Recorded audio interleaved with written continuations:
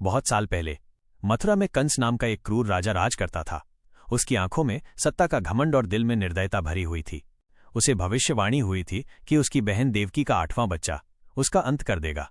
ये सुनते ही उसके मन में भय और क्रोध का तूफान उठ खड़ा हुआ। इस डर से उसने अपनी ही बहन देवकी और उसके पति वासुदेव को लोहे की सलाखों और अंधेरी दीवारों वाली जेल में कैद कर दिया। समय बीतता गया और फिर वो घड़ी आई। आधी रात का गहरा अंधेरा, आकाश में गरजते बादल, और उसी घड़ी देवकी का 8वां बच्चा स्वयं भगवान कृष्ण का जन्म हुआ। जन्म लेते ही जैसे पूरी जेल में एक दिव्य प्रकाश फैल गया। भारी भरकम दरवाजे अपने आप खुल गए, लौह के ताले मानो मोम की तरह पिघल गए और पहरेदार गहरी नींद में सो गए।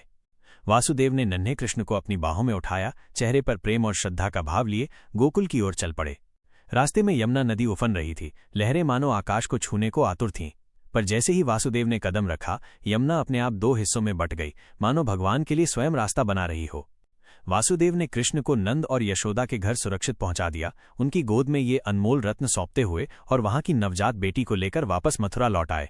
सुबह होते ही कंस ने उस बच्ची को मारना चाहा, लेकिन वो बच्ची उसके हाथ से छूटकर आकाश में उड़ गई और देवी के रूप में प्रकट होकर गरज उठी, हे कंस, तुझे मारने वाला गोकुल में सुरक्षित है।